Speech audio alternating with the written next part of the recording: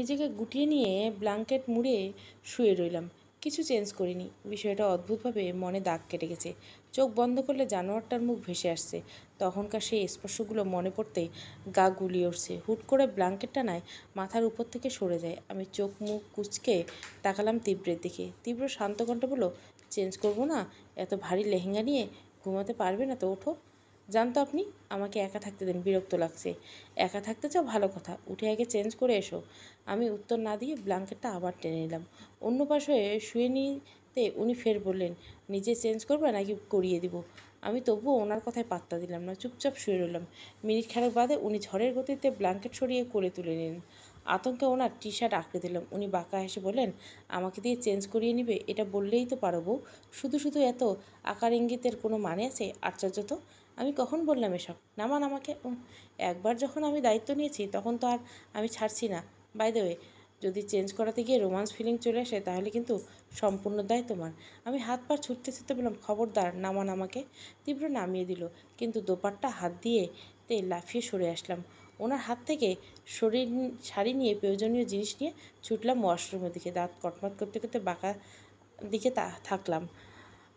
এই সিরিয়াস সময়ও তার এমন করার কোনো মানে আছে? দীর্ঘশ্বাস ফেলে শাড়ি পরলাম। বের হয়ে দেখি আমার রুমে তিহার মিলি বসে আছে। তীব্র আশেপাশে কোথাও নেই। টিহা আমার কাছে এসে বলল, নিচে চলো ভাবি, নানা ভাই সবাইকে নিচে ডেকেছে, ভাইয়া ওখানে আছে। আমি কোনো জবাব না দিয়ে মাথা নাড়ালাম। শাড়ির আঁচল টেনে মাথার উপর ওদের সাথেই নেমে আসলাম। নিচে নানা ভাই, নানুমণি, বড় মামা, বড় মামি, ছোটো মামা, ছোটো মামি, বড় খালা, বড় আঙ্কেল, ছোটো খালা, ছোটো আঙ্কেল, আজাদ আঙ্কেল, তাফি আন্টি, হাবিবের বাবা, হাবিব, তানহা, মুন্না, বিপ্লব সবাই উপস্থিত। আমাকে দেখতে কয়েকজনের মুখ কুঁচকে নিল। তীব্র হাত মুষ্টিবদ্ধ করে বসে আছে। নানা ভাই গম্ভীর স্বরে বলছে, নাতবউ কী হয়েছিল ওখানে?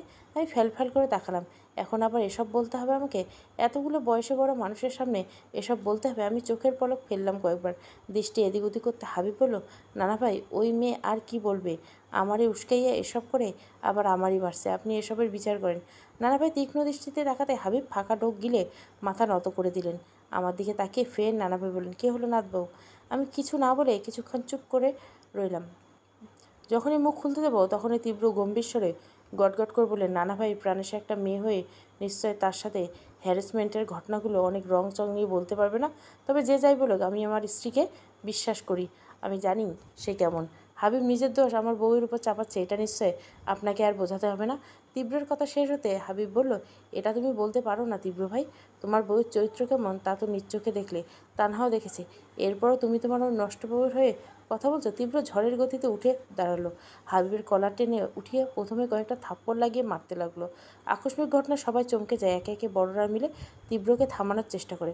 ততক্ষণে তীব্র হাবিবকে মেরে শুইয়ে ফেলেছে, সমানে লাথি দিচ্ছে। তীব্র মারছে আর উম্মাতের মতো একটা কথা আওড়াচ্ছে, আমার প্রাণকে নষ্টা বলছিস? তোর জিব্বা টেনে ছিঁড়ে ফেলবো আজ আমি। অবাক হওয়ার সাথে সাথে আতঙ্কিত হলাম। তীব্র সবাই মিলে কোনোভাবে আটকালো। আমি ভয়ে তীব্রর কাছে যাচ্ছি না। তীব্রর এমন ভয়ঙ্কর রূপ এই প্রথম চোখের সামনে দেখলাম। সত্যি সত্যি হাবিবের জিব্বা টেনে ধরছিল। একটুর জন্য সবাই ছাড়িয়েছে। নানা ভাই বেশ কড়া গলায় বলেন, এসব কী হচ্ছে তীব্র? বড়দের সামনে এসব কী ধরনের অসভ্যতা? তীব্র যেন দ্বিগুণ রেগে গেল। সামনে থাকা টি টেবিলটা লাথি দিয়ে তা বিকট শব্দে ভেঙে গুড়িয়ে দিল। রাগে চিৎকার করে বলল, হাবিব, সাহস কী করে হয় আমার প্রাণকে নিয়ে বাজে কথা বলার? ওকে তো বড় কলিজা কে দিয়েছে? আপনার বাড়িতে আমার বউয়ের সম্মানে হাত দেওয়ার সাহস করার পরে ওর সাথে ভদ্রতা নিয়ে কথা বলতেছেন আপনি? আপনারা ভদ্র হলেও আমি ভদ্র নেই। ওর এই কাজের জন্য ওর শিরায় শিরায় আমি বিষ ঢালবো। যদিও রন্ধ্রে রন্ধ্রে আমি আগুন না জ্বালিয়েছি, তবে আমি তাজ্জেশের তীব্র নেই। কথাটা শেষ হতে সবাই আতঙ্কিত হলো। এতটা সময় তীব্র শান্তরূপ কারো হজম হয়নি। সবাই জানে তীব্র সম্পর্কে। হাবিবের মা বাবা তীব্রের সামনে এসে পড়ে আর্তনাদ করে বললেন, বাবা, আমার ছেলের ভুল হয়ে গেছে, তুমি এত কঠিন হইও না বাবা, আমাদের সন্তানহারা করো না। তীব্র রাগে হাত মুষ্টিবদ্ধ করে সরে এলেন। সরাসরি আমার হাত চেপে ধরে বললেন, যে বাড়িতে আমার প্রাণকে অপবাদ সহ্য করতে হয়, আমার প্রাণের গায়ে কলঙ্ক লেপটে দেওয়া হয়, সে বাড়িতে আমার প্রাণের দিকে হায়নার মতো তাকানো হয়, সে বাড়িতে আমরা আর এক মুহূর্ত থাকবো না। পুরোটা সময় আমি নির্বাক। আমি কল্পনা করিনি তীব্র এমন কিছু করবে বা বলবে। নানা ভাবে সবাই তীব্র ভাইকে ভয়ে ভয়ে থাকতে বলেন। যার সিদ্ধান্ত নেওয়া তা কাল সকালে নিতে বলেন, কিন্তু তা সে কানে তুললেন না। আমার হাত টেনে সদর দরজা পর্যন্ত আসতেই তান্না ছুটে আসলো। দু হাত পথ আগলে ধরে কাঁদো কাঁদো মুখ করে বলল, তুই এই মেয়েটার জন্য চলে যাচ্ছ তীব্র? তুমি তো ওকে ছেড়ে এতটুকু বলে যেন তীব্র হিংস্রতা বাড়ল। হুট করে তানহার গলা চেপে ধরল। তানা বিস্ময়ের শ্বাস আটকে যাওয়ার চোখ বড় বড় করে ফেলছে। আমি দ্রুত তীব্রের হাত সরানোর চেষ্টা করছি। তীব্র বলা কয়েকটা কথা কানে আসে।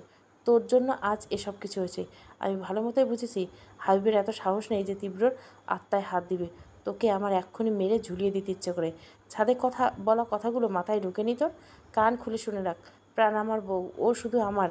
ওকে এই জন্মে কেন, পরজন্মেও আমি ছাড়বো না। তানাকে ঝটকা মেরে ছেড়ে দেয়। আমি ড্যাব ড্যাব করে তাকালাম তীব্রর দিকে। তীব্র আমার হাত ধরে বাড়ি থেকে বের হয়ে আসে। পিছন থেকে বড় মামির কান্নার শব্দ পেলাম। আমার তখনও ঘোর কাটেনি। কী হলো, সবটা যেন মাথার উপর দিয়ে চলে গেল। তীব্র কী বললে এতগুলি? তীব্র হিংস্রতার কথা ভাবলে আমার শিরা উপশিরা কাঁপছে। তীব্র আমাকে গাড়িতে বসিয়ে নিজেও বসে পড়ল। শীতের রাত, তীব্র টেনে আনায় শীতের কিছু পরা হয়নি। তীব্রের গায়ের জ্যাকেট গাড়ি ছাড়তে আমি শীতে কুঁকড়ে গেলাম। হাইবের বিষয়টা মাথা থেকে বেরিয়ে এখন তীব্রের কথাগুলো চেপে বসেছে। এত শীতের মধ্যে কাঁপতে থাকা সত্ত্বেও আমি তীব্রের বলাগুলো কথাগুলো বারবার ভাবছিলাম। ধ্যান ভাঙল গাড়ি থামার শব্দে। আমি ওনার দিকে তাকাতে উনি বললেন, তুমি বসো, আমি আসছি। আমি মাথা নাড়ালাম। উনি গাড়ির লক করে কোথায় যেন গেলেন। আমি মাথাটা এলিয়ে দিয়ে বসে রইলাম। মানুষটা আমার গোলক ধাঁধার মতো মনে হয়, যেন পুরোটা রহস্যের একটা বস্তা। দীর্ঘশ্বাস ফেললাম। বেশ অনেকক্ষণ পর উনি আসলো, হাতে একটা শপিং ব্যাগ। ব্যাগটা আমার হাতে ধরিয়ে দিয়ে বলল, ঠান্ডা লাগছে, এটা মুখে বলতে কষ্ট হয়? আমি উত্তর না দিয়ে ব্যাগের মধ্যে তাকালাম। লেডিস জ্যাকেট, শাল এগুলি রাখা। আমি লেডিস জ্যাকেটটা হাতে নিতে নিতে বললাম, এতই যখন বউয়ের ঠান্ডা লাগাটা চোখে পড়ছিল, তখন হিরোদের মতো নিজের জ্যাকেটটা দিয়ে দিলেই তো পারতেন। তীব্র মুখটা গম্ভীর রেখে বলে, হ্যাঁ, হিরোর মতো ঢং করে জ্যাকেটটা দিয়ে পরে আমি শীতে মরি। ওমা, ছেলেদের নাকি শীত লাগে না, তাদের নাকি রক্তের তেজ বেশি, তাই নাকি শীত লাগে না। তাহলে আপনার কেন লাগবে? আপনি ছেলে না? তীব্র চোখ ঘুরিয়ে তাকালো আমার দিকে, ঠোঁট কামড়ে বলল, এখন কি তোমাকে প্রুফ দিতে হবে আমি ছেলে নাকি? বাই দ্য ওয়ে, সেদিনের রাতের পর তো তোমার সন্দেহ করা উচিত না। আমি চোখ বড় বড় করে তাকালাম। বিড়বিড় করে দাঁতে দাঁত চেপে বললাম, বেহায়া নির্লজ্জ, এক কথা সারাদিন বলে কী মজা পায়? তীব্র আমার বিড়বিড় করে দেখে ঠোঁট কামড়ে হাসলেন। আমি আর চোখে তা দেখে ঠোঁট ফুলালাম। বাইরে তাকিয়ে রইলাম। উনি নিজের কণ্ঠস্বর স্বাভাবিক করে বলেন, মুভির হিরো ছাড়া যে আর কেউ ওসব আজগুবি কথা বলে না তা তুমি জানো, আর আমিও। আর আমি কোনো হিরো না, এটা কোনো মুভিও না, মাই মিসেস। ওনার মুখে মাই মিসেস শুনে খানিকটা চমকে গেলাম। কয়েকবার ফাঁকা ঢোক গিলে চোখ বন্ধ করে নিলাম। ফিসফিস করে বললাম, আর যা করেছে তা মুভির চেয়ে কোনো অংশে কম না। আমার এখনও মনে হচ্ছে আমি কোনো মুভি কিংবা স্বপ্নে আছি। এরপর দুজনের মধ্যে আর কোনো কথা হলো না। গাড়ি চলতে থাকলো। আমি অবশ্য ততক্ষণে জ্যাকেট পরে নিচ্ছি। রাত বাড়ার সাথে সাথে নিজের ক্লান্তিটা টের পেলাম। ঘুম চোখে দুটো বুঝে আসছে। বার কয়েক হাই তুলে তীব্রকে বললাম, আমরা কি সরাসরি ঢাকাতে ফিরবো? তীব্র ড্রাইভিংয়ে মন দিয়ে বললেন, না, আমরা এখন একটা হোটেলে থাকবো। এখানে কিছু কাজ বাকি, তা শেষ করে বাড়ি ফিরবো। আমি ঘুমের জন্য কোনো প্রশ্ন করলাম না। তীব্র আমার অবস্থা দেখে বলল, ঘুম পেলে ঘুমাও, এখান থেকে যেতে আরও অনেকটা সময় লাগবে। ওনার বলার সাথে সাথে আমি ঘুমে ঢলে পড়লাম। টের পেলাম উনি টেনে নিলেন বুকে, এক হাত জাপটে ধরছেন, অন্য হাতে ড্রাইভিং করছেন। তার বুক পেয়ে আমি গুটিসুটি মেরে ঘুমিয়ে পড়লাম। পুরোপুরি ঘুমানোর আগে তার কণ্ঠের দু লাইন গান এসে কানে বাজলো, তুমি আকাশের বুকে বিশালতার উপমা, তুমি আমার চোখের সরলতার প্রতিমা, আমি তোমাকে গড়ি ভেঙে চুরে শতবার, রয়েছ তুমি বহুদূরে। ঘুম ভেঙে গেছে রোদের আভার। চোখ পিটপিট করে তাকিয়ে আগে চোখে হাত রাখলাম। চারপাশে ছোট ছোট তাকিয়ে দেখলাম এটা সম্পূর্ণ অন্য জায়গা। কাজ ভেদ করে সূর্য আলো এসে চোখে তীক্ষ্ণ রশ্মি ফেলছে। আমি আনমোড়া ভাঙে দিয়ে টের পেলাম পাশে কারো অস্তিত্ব। মাথা উঁচিয়ে দেখলাম তীব্র ঘুমিয়েছে। কাল রাতে সব ঘটনা মনে পড়ে গেল। ঠোঁটের কোণে ছোট্ট একটা হাসি ফুটে উঠল। মন ভরে শ্বাস নিয়ে নিজেকে হালকা করে উঠে ঝুঁকে গেলাম তীব্রর কাছে। তীব্র গভীর ঘুমে আচ্ছন্ন। ওনার মুখ বরাবর ঘুম নিতে গরম শ্বাসের আভাস পেলাম। সাথে সাথে সরে এলাম। বুকের ভিতর ভীষণ জোরে জোরে শব্দ হচ্ছে। হার্টবিট যেন বেড়েই চলছে। গাড়ির গতির হয়ে গেছে। বড় বড় শ্বাস নিয়ে ঘাড় ফিরিয়ে আবার তাকালাম ওনার দিকে। ঘুমন্ত তীব্রকে দেখে এতটুকু মনে হচ্ছে না যে কালকে এতটা হিংস্র হতে পারে। ঘুমলে বুঝে মানুষকে এতটা নিষ্পাপ হয়? ঠোঁট প্রসারিত করে হাসলাম। কালকে পুরো ঘটনাটা বুঝতে বাকি নেই উনি আমাকে কতটুকু ভালোবাসেন। ভাবতে যেন মনটা ফুরফুরে হয়ে গেল। ঠোঁট কামড়ে হাসলাম। ওনার দিকে কিছুক্ষণ অপলক তাকিয়ে রইলাম। খুঁটিয়ে খুঁটিয়ে দেখলাম তাকে। মনে এক অদ্ভুত ইচ্ছে জাগ্রত হলো। ঘুমন্ত তীব্রের ওপর যে ইচ্ছে আমি প্রয়োগ করলাম, সে তো ঘুমিয়ে আছে। টুপ করে কপালে ঠোঁট ছুঁয়ে দিলাম। এরপর আর বসলাম না, চট করে উঠে পড়লাম। লজ্জায় গাল দুটো লাল হয়ে গেল। এতটুকু একটা বিষয়ে এত লজ্জা পাচ্ছি আমি? সিরিয়াসলি? নিজেই নিজের কপাল চাপড়ান। ধীর পায়ে কবাট খুলে দেখলাম কিছুই নেই। এমা, কিছু না থাকলে আমি পড়বো কি? তীব্র দিকে কটফট চাহনি নিয়ে তাকিয়ে এভাবে ওয়াশরুমে ঢুকলাম। ফ্রেশ হয়ে এসে টাওয়াল নিয়ে চোখ মুছে নিয়ে চুলগুলো হাত খোপা করে নিলাম। শাড়ি ঠিক করে নিয়ে রুমের সাথে অ্যাডজাস্ট করা ব্যালকনিতে ঢুকলাম। ব্যালকনিতে এসে অবাক না হয়ে পারলাম না। দূর থেকে সমুদ্রের ঢেউ দেখা যাচ্ছে, তার আশেপাশে এখনই মানুষের ভিড় রয়েছে। মুগ্ধ চোখে তাকিয়ে রইলাম সেদিকে। মাথায় দুষ্টু বুদ্ধি চাপতে দৌড় লাগালাম রুমের দিকে। তীব্রকে টেনে তুললাম। তীব্র হঠাৎ এমন হওয়াতে খানিকটা চমকালো। ফ্যালফ্যাল করে মুখের দিকে তাকাতে বলল, হাবার মতো তাকিয়ে না থেকে জলদি উঠুন, সমুদ্র দেখব। তীব্র খানিকটা সময় নিয়ে নিজেকে সামলালো। তারপর কটমট করে বলল, এভাবে কেউ ঘুম থেকে ওঠায়? আর এই সাত সকালে কিসের সমুদ্র? বিকালে নিয়ে যাব, এখন ঘুমাতে দাও। আমি ঠোঁট ফুলালাম। তীব্র শুয়ে পড়তে নিলে ওনাকে টেনে দিলাম। মুখটা কাদো কাদো করে ন্যাকা স্বরে বললাম, আপনার 10টা না 5টা না একটা মাত্র বউ, এত ভালোবেসে সমুদ্র দেখতে চাইছে আর আপনি শুয়ে আছেন? চলুন না প্লিজ। তীব্র মুচকুচকে বলল, নিজে তো সারা রাত কুমিরের মতো ঘুমেছ, এখন আল্লাহর ওয়াস্তায় আমারে ঘুমাইতে দাও, জ্বালাইও না, চুপচাপ ব্যালকনিতে দাঁড়িয়ে সমুদ্র দেখো। আমি কুমিরের মতো ঘুমাই? সিরিয়াসলি? ওনার কথা রাগ হলেও নিজেকে সামলালাম। আপাতত আমি সমুদ্র দেখব। নিজে শুয়ে পড়তে নিলে উত্তেজনে ওনাকে টেনে ধরে কোলের উপর বসে গলা জড়িয়ে দিলাম। অনুরোধ স্বরে বললাম, প্লিজ চলুন না, একটাই তো আবদার। আমি একই কথা কয়েকবার আওড়াতে তীব্র থ মেরে গেছে। চোখ দুটো স্বাভাবিক বড় করে মুখের দিকে তাকিয়েছে। আমি ওনার এমন রিয়াকশনে প্রথমে না বুঝলেও পরে বুঝলাম কি করে ফেলেছি। তখন লজ্জায় সরে আসতে নিলাম।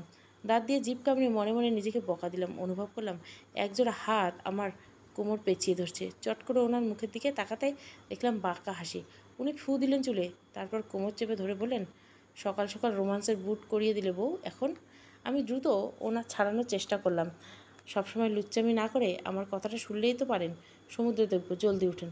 তীব্র বিরক্ত নিয়ে ছেড়ে দিলেন। চোখ মুখ কুঁচকে বললেন, রোমাঞ্চের মধ্যে সমুদ্র ঢোকানোর কোনো মানে আছে? তোমার কি এ জন্মে হুঁশ জ্ঞান কিছু হবে না প্রাণ? না, হবে না।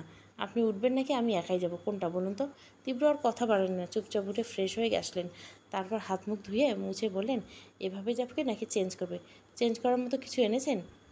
খুব তো বড় বড় কথা বলে বাড়ি থেকে বের হলেন, তা একা কী পরবো এটা ভেবেছেন? তীব্র ভ্রু কুচকে বলেন। তারপর আরাম করে বিছানায় এসে বসলেন। তাহলে আর সমুদ্রে গিয়ে কী করবে? তার থেকে বরং ব্যালকনিতে গিয়ে ঝুলে ঝুলে সমুদ্র থেকো। কী আশ্চর্য, আপনাকে আমি কতবার বললাম সমুদ্র দেখবো? ধুর, আপনি থাকুন, আমি গেলাম। একটু এগোতেই তীব্র ছুটে আসলো। হাতের ভাঁজে হাত রেখে হাঁটার লাগলেন। আমি একবার হাতের দিকে তাকাতে মুচকে হাসলাম। দুজনে সমুদ্রের পাড়ে আসতে আমি ওনার হাত ছাড়িয়ে ছুটে পানির কাছে গেলাম। শীতের দিন হয়, হিমশীতল ঠান্ডা হাওয়া বয়ে আসছে। তীব্র পিছন থেকে শুধু একটাই কথা বলো, সাবধানে। আমি পানির সাথে তাল মেলানো শুরু করলাম। যখন ঢেউ আমার দিকে তেড়ে আসে তখন পিছিয়ে যাচ্ছি, আবার ঢেউ ফিরে যাচ্ছে, আবার এগিয়ে যাচ্ছি। ঢেউ আর আমার এই খেলায় মেতে খিলখিল হেসে উঠলাম। একবার তীব্রর দিকে তাকিয়ে দেখলাম সে তাকিয়েছে আমার দিকে। আমার চোখে পড়ার পরেও নজর সরালেন না। আমি নিজের লজ্জা পেয়ে দৃষ্টি সরিয়ে নিলাম। নিজের মতো করে মেতে উঠলাম সমুদ্রের সাথে। ক্লান্তির এক পর্যায়ে তীব্র কাছে এসে পড়ল। তীব্র নিজেও পাশে বসলো। আমি গায়ে এলিয়ে তার কাঁধে মাথা রাখলাম। উনি বেশ অবাক হলেও কিছু জিজ্ঞাসা করলেন না। আমি বেশ খানিকটা সময় বড় বড় শ্বাস নিয়ে বললাম, কালকে রাতের মতো একটা গান শোনাবেন প্লিজ? তীব্র কপাল ভাঁজ ফেলে আর চোখে বললেন, মানে সকাল সকাল যে তোমার মাথার তার ছিঁড়ে গেছে এটাই তার প্রমাণ দিচ্ছে একটু পর। আমি মুখ ভাগালাম। চট করে মাথা উঠিয়ে তার গাল টেনে আমার দিকে ফিরালাম। মুখ ভেঙচি কেটে বললাম, আপনার কোনো সমস্যা আছে? আমি আমার বরকে বলছি একটা গান শোনাতে, আপনার কি? চুপচাপ গান শোনান। তীব্র হাসলো। এক হাতে আমাকে ঝরিয়ে নিয়ে সুর তুলেন। চলো বলে ফেলি কত কথা কলি, জন্মেছে বলেছে তোমার তোমাকে চাই। তীব্র পুরো গান গাওয়ার শেষে আমি হাততালি দিলাম। তীব্র হেসে উঠতে উঠতে বলল, হয়েছে এবার গান শোনা? এবার চলো, অনেকটা বেলা হয়ে গেছে, আগে কিছু খেতে হবে। ওনার কথা শুনে আমি বালিচরের কাছে এগোলাম। সুন্দর একটা বড়সড় লাভ আঁকিয়ে হাসলাম। তীব্র এসে তা ভিজিয়ে দিয়ে অর্ধেক করে গেল। আমি পিছনে তাকাতে চোখে পড়ল তীব্র পিছনে কিছু দূরে দাঁড়ানো জিনিয়ার দিকে। চমকে উঠলাম। লাফিয়ে উঠে সুদ দিলাম সেদিকে। তীব্র হতভম্ব হয়ে কিছুক্ষণ আমার দিকে তাকিয়ে পেছন থেকে কয়েকবার ডেকে নিজেও পিছন পিছন ছুটলো। আমি জিনিয়ার কাছে আসতেই জিনিয়া হুট করে যেন কোথাও উদয় হয়ে গেল। আশেপাশে ব্যস্ত হয়ে তাকাতেই তীব্র আমাকে আগলে তুললো। ব্যস্ত গেলে বলল, পাগল নাকি তুমি? ছুটছো কেন? কী হয়েছে? আমি কোনো মতে বললাম, তীব্র, জিনিয়া। তীব্র হতাশ শ্বাস ফেলে আশেপাশে তাকালো, তারপর আমাকে আগলে নিল, কিন্তু কিছু বলল না। আমাকে যখন ছেড়ে দিল তখন তীব্রের ঠোঁটের কোনো অদ্ভুত এক হাসি দেখতে পেলাম। কতক্ষণ যে হাসির দিকে তাকিয়ে রইলাম। তীব্র হাত ধরে হাঁটা লাগলাম। আমি তখনও তীব্রর মুখের দিকে তাকিয়েছি। এই হাসিতে কিছু ছিল, কিছু রহস্য, কিছু তাচ্ছিল্য। আমি পিটপিট করে তাকালাম। হুট করে নিজের ভেতরে অস্থিরতা টের পেলাম। অজানা আশঙ্কার ভেতরে কেঁপে উঠল। জিনিয়া এখানে? সব রহস্যের সমাধান হয়ে গেলে তীব্রকে হারিয়ে ফেলবো না তো? তীব্র টি শার্ট চেপে ধরে বিড়বিড় করে বারবার আওড়ালাম একটাই কথা, তীব্র আমাকে ছাড়বে না কখনো। সে তো ভালোবাসে আমাকে, আমাকে ছাড়তেই পারে না। আমি ভীষণ ভালোবাসি তাকে, আমি পারবো না তীব্রকে ছাড়তে। আমি যে তীব্রর প্রেমের নেশায় আসক্ত হয়ে পড়েছি, এই তীব্রকে ছেড়ে বাঁচাটা তো আমার পক্ষে সম্ভব না। না না, তীব্রকে ছাড়তেই পারে না আমাকে, কক্ষণই না। মাঝে বেশ কয়েকদিন কেটেছে আমার। এই কয়েকটা দিন একটা রিসোর্টে ছিলাম, যেন সত্যি সত্যি হানিমুনে এসেছি। টিহা, মিলি, মুন্না এসেছে আমাদের সাথে, ঘুরে গেছে। কাল সবাই ঢাকায় ফিরবে, আমরাও ফিরবো। এই কয়েকদিন সব কিছু স্বাভাবিক থাকলে স্বাভাবিক হতে পারছি না আমি। সেদিন জিনিয়াকে দেখার পর থেকে অজানা আশঙ্কা, আমার অস্থিরতা বাড়ে। সেদিন রাতে উল্টোপাল্টা স্বপ্নও দেখেছি। তীব্র একদম স্বাভাবিক, আমাকে জ্বালাচ্ছে, লজ্জা দিচ্ছে, ঠাট্টা করেই চলছে সবসময়। আমি শুধু নিজেকে একদম স্বাভাবিক করতে পারছি না। দীর্ঘশ্বাস ফেললাম, বড় শ্বাস নিয়ে সামনে তাকালাম। তীব্র ল্যাপটপে বসে কাজ করছে। আমি কিছুক্ষণ ওর দিকে তাকিয়ে থাকলাম। এই মানুষটার সাথে বিচ্ছেদ হলে আমি তা মেনে নেব কীভাবে? দুপা এগিয়ে তার কাছে ঘেঁষে বসলাম। তীব্র আমার দিকে তাকিয়ে ঠোঁট প্রসারিত করে হাসলেন। তারপর ল্যাপটপ রেখে আমাকে 2 হাত আগলে নিয়ে বললেন, আজ রাতে তোমার জন্য সারপ্রাইজ আছে। আমি খানিকটা অবাক হলাম। অবাকে রেস ধরে বললাম, কী সারপ্রাইজ? সেটা বললে কি সারপ্রাইজ আর সারপ্রাইজ থাকবে? আমি মাথা নাড়িয়ে হাসলাম। তীব্র আমাকে ছেড়ে উঠতে উঠতে বলল, চলো রেডি হও, একেবারে দুজনে ঘুরে ফিরে তোমাকে সারপ্রাইজ দিয়ে আজ রাতে ঢাকায় রওনা দেবো। রাতেই? তীব্র হুট করে বলল, ওনার থেকে সারপ্রাইজ পাবো শুনে শুনে হয়তো উনি আমাকে হিরোদের মতো প্রপোজ করবেন। হি হি। মনে মনে লাড্ডু ফুটতে লাগলো। লজ্জায় লাল নীল হয়ে গেলাম। তীব্র মাথা থেকে বের হয়ে গেল জিনিয়া আর ভয়। তীব্র আমার দিকে একটা প্যাকেট এঁকে বাইরে বের হতে গেলেন। আমি ব্যাগটা হাতে নিয়ে দেখলাম সেখানে শুভ্র রঙের শাড়ি, পাটটা টকটকে লাল, হালকা করে কিছু কাজ করা। শাড়িটা দেখে আমার চোখ চকচক করলো। আমি চটপট রেডি হয়ে নিলাম। শাড়ি পরে তার সাথে ম্যাচিং জুয়েলারি চুড়ি পরলাম। তীব্র আলতা আনিয়েছে দেখে চট করে তাও পরে নিলাম। কোমর ছাড়ানো চুলগুলো খোলা রাখলাম। বাইরে কেবল সন্ধ্যা হয়েছে। আমি ঠোঁট প্রসারিত করে হাসলাম। নিজেকে নিজে খুঁটিয়ে খুঁটিয়ে দেখলাম। তীব্রকে আমাকে দেখার পর মুগ্ধ চোখে তাকিয়ে থাকবে? লজ্জায় নিজেই নিজের হাতে মুখে ঢোক নিলাম।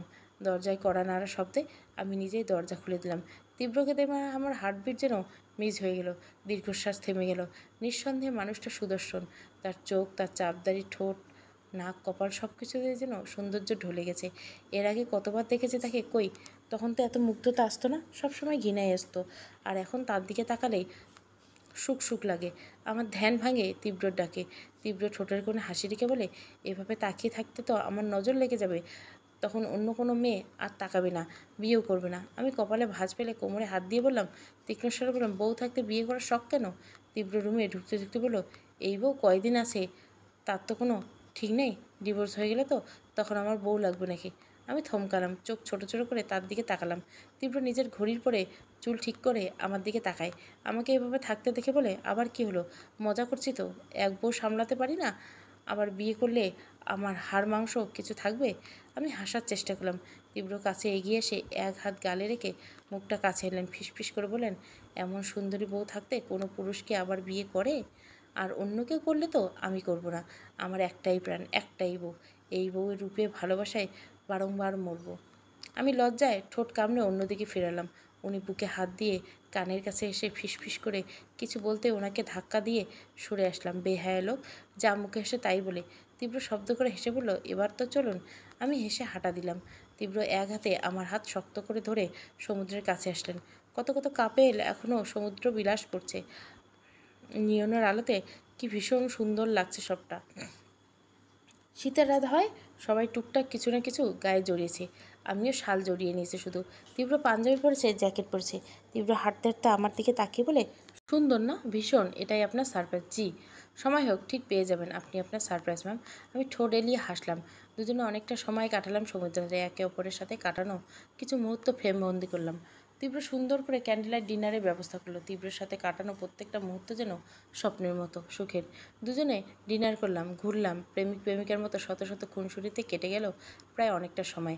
রাত প্রায় তখন 11টা। ঘুম আমার চোখ বুজে আসছে। হাই তুলতে তুলতে তীব্রের বাহু আঁকড়ে ধরে কাঁধে হাত রাখলাম। বললাম, আপনার সারপ্রাইজ দেওয়ার সময়টা কখন হবে? ঘুম পাচ্ছে তো আমার। তীব্র অদ্ভুতভাবে হাসে। আমাকে সোজা করে কপালে গভীরভাবে নিজের ঠোঁট ছোঁয়। আমি ড্যাব ড্যাব করে ওনার দিকে তাকাতে উনি হাসলেন। ওনার এই হাসিতে আমি কিছু একটা আভাস পেলাম। বুঝলাম না কী হচ্ছে। তীব্র আমার হাত ধরে তুলে বললেন, আচ্ছা প্রাণ, যদি আজকের এই সময়টা হয় তোমার আমার শেষ মুহূর্ত, তবে তোমার অনুভূতি কেমন হবে? আমি চমকালাম, ফ্যাল ফ্যাল করে তাকিয়ে রইলাম তীব্রর দিকে। এক হাতে তীব্রর জ্যাকেট চেপে তীব্র এক পলক সেদিকে তাকিয়ে আমার কপালে পরপর 3টে চুমু খেলেন। এরপর হেসে হাত থেকে জ্যাকেট ছাড়িয়ে নিয়ে হাতে হাত রেখে হাঁটা শুরু করলেন। রিসর্ট থেকে অনেকটা দূরে এসে একটা ছোট্ট বাড়ির সামনে দাঁড়ালেন। আমি আশেপাশে তাকিয়ে বললাম, এটা কোন জায়গা তীব্র? তোমাকে সারপ্রাইজ এখানে। ওনার কণ্ঠটা অদ্ভুত শোনালো। ওনার মুখের দিকে তাকিয়ে সামনে তাকালাম। তীব্র দুপা এগিয়ে কলিং বেলে চাপ দিয়ে দরজা খুলে দিল একজন লোক। তীব্রকে দেখে দরজা থেকে সরে গেল। সবাই ভেতরে আছে বস। আমি নির্বাক, কারা ভেতরে আছে? তীব্র হাত চেপে ধরে ভেতরে ঢুকলাম। লিভিং রুমের সোফায় বসা কয়েকজন মানুষকে দেখে আমার মাথা চক্কর দিয়ে উঠল। অবাক হওয়ার মাত্রা যেন ছাড়িয়ে গেছে। মাথাটা ঘুরে পড়ে যেতে নিলেই নিজেকে সামলে নিলাম। জুই ততক্ষণে কান্না করছে, আমাকে ডাকতেছে আর বলছে, ও মামুনি, মামুনি দেখো তো, এরা আমাকে ধরে রেখেছে। তুমি এই পচা লোকগুলোকে মারু দিয়ে দাও না। আমি যেন নিজেকে ফিরে পেলাম। এক ছুটে লোকটার কোল থেকে জুইকে টেনে নিলাম। পিচ্চিটা আমাকে এতটাই ভালোবাসে যে আমার কোলে আসতে তার মুখে হাসি ফুটলো। গলা জড়িয়ে থাকে শক্ত করে। আমি শুধু সোফায় বসা জিনি আর আন্টির দিকে তাকিয়েছি। দুজনের মাথা নত করে বসে আছে। আমি চোখ ফিরতে তীব্রর দিকে তাকাতে তীব্র এগিয়ে আসে। প্রথমে জুইকে কোলে রাখা লোকটার দিকে তীক্ষ্ণ দৃষ্টিতে তাকিয়ে বলে, জুই এত ভয় পেলে কীভাবে? তোদের কি বলেছিলাম আমি? সামনে থাকা লোকটা তীব্রর কণ্ঠে কেঁপে ওঠে। কাঁপা কাঁপা গলে পড়ে, সরি বস, বাচ্চাটা অনেক কান্না করছিল বলে ধমক দিয়েছি। তীব্র দাঁতে দাঁত চেপে কিছু বলল না। আমার দিকে তাকিয়ে শান্ত কণ্ঠ বলল, তোমার বেস্ট ফ্রেন্ড তোমার সামনে সশরীরে বসে আছে। তাকে আমি রেপ মার্ডার কোনোটাই করিনি। তা নিশ্চয় তোমার বিশ্বাস আছে? আমি অবিশ্বাস্য চোখে তাকালাম তীব্রর দিকে। আমি তা কবেই মেনে নিয়েছিলাম যে তীব্র দোষী না। আজ আবার নতুন করে তীব্র কি বলছে? তীব্র জিনিয়ার দিকে তাকিয়ে গম্ভীর করে হয়ে বলে, নিজে নিজে সত্যিটা বলবা নাকি আমি কিছু করব? জিনি হকচকিত দৃষ্টিতে এদিকে জানায়। আমি আশায় রইলাম জিনিয়ার মুখ থেকে শোনার জন্য। সে কেন এমন করলো? আমার কাছে তীব্রকে ছোট করে কি পেল? এতদিন আমাকে দিয়ে তীব্রকে ঘৃণা করিয়ে তার কি লাভ? জিনিয়া কিছু বলছে না দেখে তীব্র এমন এক ধমক দিল, সেখানে থাকা প্রত্যেকটা মানুষ কেঁপে উঠল। জিনি আর জুই কেঁদে ফেলল। জুই বাচ্চা মেয়ে হয়, এত ভয় বড় ধমকে ভীষণ ভয় পেয়েছে। আর জিনিয়া ভয় পেয়েছে নিজের কর্মফলের কথা ভেবে। তীব্র আগের চেয়ে দ্বিগুণ গম্ভীর স্বরে আন্টিকে বলল, জুইকে নিয়ে ভেতরে যান। আন্টি দেরি করলেন না। কোল থেকে জুইকে নিয়ে ছুটে গেলেন রুমে। আমি শুধু চেয়ে চেয়ে দেখলাম। আন্টি একবার তাকালেন না আমার মুখের দিকে। জিনিয়া ততক্ষণে শব্দ করে কাঁদছে। কাঁদতে কাঁদতে হেঁচকে উঠে গেছে। তীব্র নিজের গাম্ভীর্য বজায় রাখলেন। হাত মুষ্টি করতে করে বললেন, তোমার এই নাটকীয় কান্না শেষ করে বলা শুরু করবে নাকি আমাকে কিছু করতে হবে? জিনিয়া চমকে উঠলেন। কোনো রকম কান্না থামানোর চেষ্টা করতে একজন লোক এসে ওকে পানির গ্লাস ধরিয়ে দিলেন। ঢকঢক করে পানি শেষ করে কিছুক্ষণ দম নিয়ে বলা শুরু করলো, কলেজের প্রথম থেকে আমার ভীষণ ভালো লাগতো তীব্রকে। ওকে যেখানেই দেখতাম মুগ্ধ হয়ে তাকিয়ে থাকতাম। একসময় ভীষণ মরিয়া হয়ে উঠলাম ওনার ভালোবাসা পাওয়ার জন্য। এসএসসি শেষ করে নিজে থেকে প্রপোজ করে ফেললাম তীব্রকে। তোকে এসব কিছুই জানাইনি আমি। তীব্র তার গম্ভীর স্বভাবটা সুলভ বজায় রেখে আমাকে রিজেক্ট করে দিল। আমি হাল ছাড়লাম না। তার পেছন ছ্যাঁচড়ার মতো পড়েছিলাম। উনি বিরক্ত হয়ে একদিন আমাকে অপমান করলেন। এরপর তারই এক লোকের কাছে জানতে পারলাম তীব্র তোকে 2 বছর পছন্দ করে 2 বছর হলো। আমি ভীষণ অবাক হয়েছিলাম।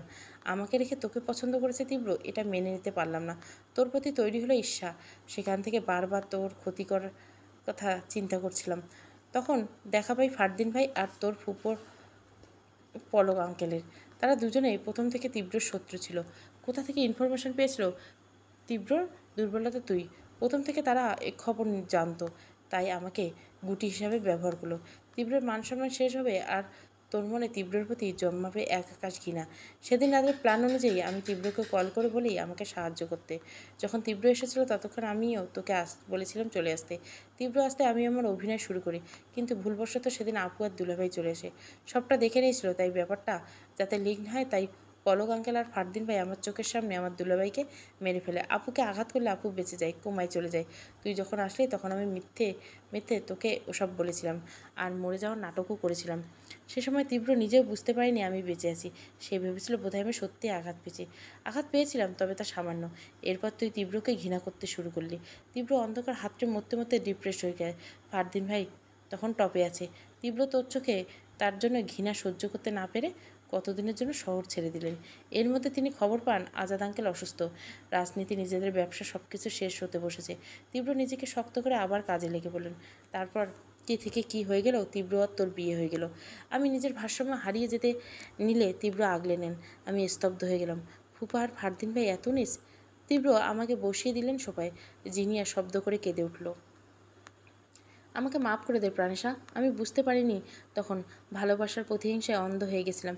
এখন নিজের করা সমস্ত ভুল আমি টের পাই। আমাকে মাফ করে দে। জিনিয়া কিছু বলার আগে ইচ্ছেটা যেন হারিয়েই গেল আমার। শুধু চুপচাপ বসে রইলাম। তীব্র আমার দিকে তাকিয়ে তাচ্ছিল্যের সুরে হেসে বলল, আমি জানি তুমি সত্যটা জানতে না, কিন্তু তুমি যা করেছো তাতে তুমি আমার মনে বড় দাগ কেটে দিয়েছো। আমি তোমাকে সত্যি ভালোবাসি, আজও বাসি, ভবিষ্যতে বাসবো। আমি চোখ মুখ খিচে রইলাম, নিজের অবস্থানকে শক্ত করলাম। পুরো লিভিং রুমে কয়েকটা মানুষের নিঃশ্বাসের শব্দ আর কান্না ছাড়া কোনো আওয়াজ নেই। জিনিয়ে কি বলবে? আমি চোখ থেকে কয়েক ফোঁটা জল হাত দিয়ে মুছে চোখ বন্ধ করে বড় নিঃশ্বাস পেলাম। শ্বাস আটকে জিনিয়াকে বললাম, তোকে আমি স্কুল লাইফ থেকে বেস্ট ফ্রেন্ড হিসাবে জেনে এসেছি। তোকে আপন করে আত্মার সাথে মিশিয়ে রেখেছিলাম। আমি সে সময় তীব্রকে ভালোবাসিনি, ভয়ে ওনার থেকে দূরে থাকতাম। তুই যদি একটা বার আমার সাথে কথা বলতি, প্রতিহিংসা থেকে প্রতিশোধ না নিয়ে যদি আমাকে বলতি সব, আজ তুই, আমি, তীব্র হয়তো এখানে দাঁড়িয়ে থাকতাম না। জানিস, তীব্র আমাকে বলেছিল আমি সব সত্য জানার পর নিজেকে ঘৃণা করো। বিশ্বাস কর, আজ আমি নিজেকে এত বেশি ঘৃণা করতে শুরু করেছি যা আমার ভেতর পোড়াচ্ছে। নিজের প্রতি এত অভিযোগ, এত রাগ আমার কখনো হয়নি। একটা নির্দোষ মানুষকে কারণে অকারণে হাজারবার অপমান করে এসেছি। আর অনুভূতি আর ছোঁয়া আমি ঘৃণা করি। তার ভালোবাসাকে অপমান করেছি। তোকে না হয় মাফ করে দেব। আমার এগুলো ভুলের কি আদৌ ক্ষমা হবে? নিজের অজান্তে করা ভুলের মশলা আমাকেই গুনতে হবে না? মুখে দাঁত চেপে জোর করে কেঁদে উঠলাম। তীব্র বেরিয়ে গেল বাড়ি থেকে। জিনিয়া নীরব দর্শক, মনে ভয় জমছে। সন্ধ্যা থেকে এত এত মুহূর্ত আমার জীবনে শুধু স্মৃতিই হয়ে থাকবে। কানের কাছে বারবার ভাসছে তীব্র বলে, আচ্ছা প্রাণ, যদি আজকের এই সময়টা হয় আমার শেষ মুহূর্ত, তবে তোমার অনুভূতি কেমন হবে? আমার শরীরে লোমকূপ দাঁড়িয়ে গেল। আমি কাঁপাকাঁপি শুরু করলাম। অনেকটা সময় কাটলো ওভাবে। ঘড়ির কাঁটায় তখন 12টা। ঘড়ির শব্দে আমি চোখ মুছে নিলাম। জিনিয়াকে বলার মতো কোনো ভাষা নেই। যাকে বোনের মতো ভালোবাসলাম সে টকিয়েছে। নিজের ফুপা ফারদিন ভাই, তাদের কথা বা নাই বললাম। পৃথিবীতে বারবার কেন যেন আমাকে শূন্য থাকতে হয়। লিভিং রুম থেকে দুপা এগোতে তীব্র ফিরে আসলো। তার দিকে মাথা তুলে তাকানোর মতো সাহস পেলাম না। তীব্র শীতল কণ্ঠে বললেন, বাড়ি ফিরবো, আসো। আমি জবাব না দিয়ে মাথা নিচু করে হাঁটতে লাগলাম। তীব্র পিছু ফিরে জিনিয়ার দিকে তাকিয়ে বললেন, চালাকি করার বিন্দুমাত্র চেষ্টা করি না জিনিয়া। আমি যদি বুঝতে পারি, কসম তোমাকে এই বালুর চরে পুঁতে দেবো। হনহন করে বেরিয়ে গেলাম। জিনিয়া কয়েক দফা কেঁপে উঠল। আমি হাসলাম, বিড়বিড় করে আওড়ালাম, তীব্রের মতো পুরুষের সাথে লড়তে আসা ঠিক হয় নাই তোদের জিনিয়া। এ যে এক নেশাদ্রব্য, যত গভীরে যাবি ততই তলিয়ে যাবি। এই যে মানুষের প্রেমে পুড়ে যাচ্ছি আমি, তাকে না পেলে আমার ভেতর পুড়ে ছাই হয়ে যাবে। বেরিয়ে আসলাম। তীব্র আর আমি গাড়িতে উঠে রওনা দিলাম ঢাকার উদ্দেশ্যে। গাড়িটা দুজন এক একটা করে বললাম, অন্যদিকে তাকে ঠোঁট চেপে কাঁদতে থাকলাম। ভেতরে হাহাকার করছে। কাঁদতে কাঁদতে কখন ঘুমিয়ে পড়লাম খেয়াল নেই। ঘুম ভাঙে তীব্রর ডাকে। কান্না করা চোখ মুখ জ্বাল ছিল, আর তীব্র চোখ জ্বালা করার জন্য ঘুম এমন হয়েছে। চোখ টেনে তুলে দিলে সকাল হয়ে গেছে। কটা বাজে তা অনুমান করতে পারলাম না। চলে এসেছি বাড়িতে। গাড়ি থেকে নেমে দাঁড়াতে বেশ অবাক হলাম। অবাকের রেস ধরতে তীব্রকে বললাম, পুপিদের বাড়ি কেন তীব্র? আমরা তো আপনাদের বাড়ি যাব। তীব্র আমাকে জবাব না দিয়ে হাত ধরলেন। ততক্ষণে বাড়িতে সবাই বাইরে চলে এসে তীব্র বলল, তোমার আমার বিয়েটা ছিল একটা ডিল। তোমার আমার বিচ্ছেদ নিয়তি। এই বিচ্ছেদ হওয়ারই ছিল প্রাণ। আমি ওনার কথা শুনে ব্যস্ত গলায় কিছু বলতে নিলে ছুটে আসে ফারদিন ভাই। আমার হাত শক্ত করে ধরে বলে, ভেতরে চল। আমি যাব না বলে চেঁচানো শুরু করলাম। তীব্র মুখ ফিরিয়ে চলে গেল। গাড়ি স্টার্ট দিয়ে উম্মাদের মতো তীব্রকে ডাকতে লাগলাম। তীব্র গাড়ির গেট থেকে বের হতে আমি ফারদিন ভাইয়ের হাতে কামড় দিয়ে ছুট লাগালাম। শাড়ির আঁচল গড়াগড়ি খাচ্ছে মাটিতে। বাড়ির মানুষ, এতগুলো মানুষ কিছুই বলল না। সবাই নীরব দর্শক। তীব্রর গাড়ির পিছন ছুটতে ছুটে বারবার তীব্রকে দাঁড়াতে বলে লাভ হলো না। শাড়িতে পা বেঁধে উল্টে পড়লাম। মাথা ঝিমিয়ে ঝিমিয়ে আসলো। নিভু নিভু স্বরে আওড়ালাম, আমাকে ছেড়ে যাবেন না তীব্র। আমার ভুলের এত বড় শাস্তি দিবেন না। আমি বাঁচতে পারবো না তীব্র। মুহূর্তে লুটিয়ে পড়লাম মাটিতে। জ্ঞান হারিয়ে পড়ে রইলাম রাস্তার মাঝখানে। ততক্ষণে তীব্র গাড়ির দৃষ্টির বাইরে। প্রায় 2 মাস আমি নিজেকে ঘরবন্দি করে রেখেছি। সেদিনে আমি সেই ধাক্কাটা সহ্য করতে পারিনি। মেনে নিতে পারছি না আমাদের বিশ্বের। সেন্স ফেরার পর আমি এই রুম থেকে বের হইনি। কতদিন বাইরে আলো দেখিনি। পলি রুমে এসে যা পারে তাই খাইয়ে দেয়। আমি শুধু চুপচাপ বসে থাকি। এতদিন কতবার ভেবেছি তীব্র আসবে, সে তার প্রাণকে ছাড়া থাকতে পারবে না। কিন্তু আমাকে ভুল প্রমাণ করে দিয়েছে তীব্র। সে হয়তো আমাকে ছাড়া আছে। আচ্ছা, উনি কি ভালো আছেন? তার প্রাণকে কষ্টে রেখে সে কি ভালো থাকতে পারে? এটাই কি সম্ভব? এরপর সবাই এসে টিহা দেখা করে গেছে। ও আসলেও আমি কিছু বলতাম না। টিহা হাসতো, থাকতো, আবার নিরাশ হয়ে চলে যেত। আমার মুখ থেকে কখনো একটা শব্দ শুনতে পাইনি। আজকাল শরীরটা খুব খারাপ লাগছে। যেখানে ভেতরটা ভালো নেই সেখানে শরীর ভালো থাকবে কি করে? মাঝে মাঝে তীব্রকে ভীষণ পাষাণ মনে হয়। আমার মনে হয় যে ছেলেটা আমার ঘৃণা সহ্য করে গতটা 3টা বছর ভালোবেসে গেছে, সে এতটা পাষাণ হতে পারে? সেদিন তো তীব্র তানহাকে বলেছিল আমাকে ছাড়বে না, তবে এই বিচ্ছেদ কেন? কেন এত হাহাকার ছেড়ে দিল আমাকে? তীব্র কি তবে শুধুমাত্র আমাকে ভালোবাসা শিখিয়ে ছেড়ে দিল? ভালোবাসা না আমাকে এত বড় শাস্তি দিতে পারলো? মানলাম আমি অন্যায় করছি, সে অন্যভাবে শাস্তি দিত। বিচ্ছেদ কেন হলো? আমাদের বিয়েটা কিসের ডিল ছিল আমার জানা নেই। শুধু জানি এই মানুষটার প্রেমে নেশায় প্রতিনিয়ত পুড়ে যাচ্ছি আমি। কতবার ঘুমাইনি আমি। এতটা ভালো কিভাবে বাসলাম? দীর্ঘশ্বাস ফেলে মেঝেতে হাত দিয়ে উঠলাম। ধীর পায়ে এগিয়ে জানলার পাশে দাঁড়ালাম। এই জানলাটা সবসময় আমি বন্ধ করে রাখি। আজ ভীষণ বাইরে আলো দেখতে ইচ্ছে করলো। হালকা করে জানলা খুলে তীক্ষ্ণ আলো এসে চোখে বিঁধল। চোখ মুখে খিচে দিল। পিট পিট করে তাকিয়ে আলোতে তাকালাম। মাথাটা চক্কর দিয়ে উঠে নিজেকে সামলে বিছানার উপর বসতে দরজা খোলার আওয়াজ। সেদিকে তাকিয়ে দেখলাম পলি এসেছে। আমাকে দেখেও বিছানার উপর পা তুলে 2 হাঁটু আঁকড়ে ধরে বসে রইল। পলি কাছে এসে দীর্ঘশ্বাস ফেলে বলল, বাইরে যাবে আপু? কতদিন তুমি বাইরে যাও না? এভাবে ঘরবন্দি থাকলে অসুস্থ হয়ে পড়বে। আমি যেভাবে ছিলাম সেভাবেই থাকলাম। কোনো উত্তর দিলাম না। পলি আমার সামনে এসে বলল, আর কতদিন এভাবে থাকবে? এবার তো স্বাভাবিকও যা হওয়ার হয়ে গেছে। তীব্র ভাই তোমাকে ছেড়ে দিয়েছে বলে জীবনটা এমন অন্ধকারে ফেলবে? একটু নিজের কথা ভাবো। পলি নিজের মতো করে কথা বলল। আমি খাটে হেলান দিয়ে অন্যদিকে চেয়ে রইলাম। তীব্র আমাকে ছেড়ে দিলে আমি অনুভব করতে পারি তীব্র ভালো নেই। সে তার প্রাণকে ছাড়া বিন্দুমাত্র ভালো নেই। তীব্র ভালো থাকতে পারে না, আমি অনুভব করছি খুব কাছ থেকে। তীব্র প্রচণ্ড ভালোবাসে আমাকে। আমি নিজের কষ্টটা প্রকাশ করতে পারলেও তীব্র চাপা স্বভাবের। ছেলেটা সহজে কাঁদে না, আর কারো সামনে তো কখনোই কাঁদে না। পলি আমার গায়ে হাত দিতে ছোট করে বলে, আমার ফোনটা দে তো পলি। পলি ফ্যালফ্যাল করে কিছুক্ষণ মুখের দিকে তাকিয়ে থাকে। এতগুলো দিনে কোনো প্রয়োজনে কথা বলিনি। পরে নিজের অবজ্ঞতা কাটিয়ে আমার ফোনটা এনে দিল। আমি ফোনের ওয়ালপেপারে কিছুক্ষণ তাকিয়ে রইলাম। সেখানে আমার আর তীব্র একটা ছবি। তিয়া তুলে দিয়েছিল ছবিটা। ট্রেনে বসে যখন তীব্রের বুকে মাথা রেখে শুয়েছিলাম, ঠিক তখনকার পিক। আমি ছবির উপর হাত বুলালাম। ফোন আনলক করে কল লিস্টে ঢুকে তীব্র নাম্বারে কল দিলাম। গত 2 মাসে আজ আমি ওনাকে কল দিয়েছি। 2বার কল হওয়ার পর রিসিভ হলো না। বুঝলাম এ কল আর রিসিভ হওয়ার নাই। গ্যালারিতে ঢুকে সেদিনকার তোলা পিকগুলি একটা একটা করে দেখলাম। দুজনের খুনসুটির কথা ভেবেই ঠোঁটের কোণে হাসি ফুটলো। ঠোঁটের কোণে হাসি আর চোখের জল, অনুভূতিটা কি সুন্দর। টপ টপ করে চোখ থেকে পানি পড়ছে। আমি ঠোঁটে হাসি ঝুলিয়ে ছবিগুলোতে হাত বুলিয়ে দেখলাম। সযত্নে তীব্রের মুখটা হাত দিয়ে আগলে নিয়ে ফোনটা চেপে ধরলাম। চোখ বন্ধ করে নিলাম। চোখ নিজের কাজে তখনও করছে। জলের ধারা বয়ে চলছে আপন মনে।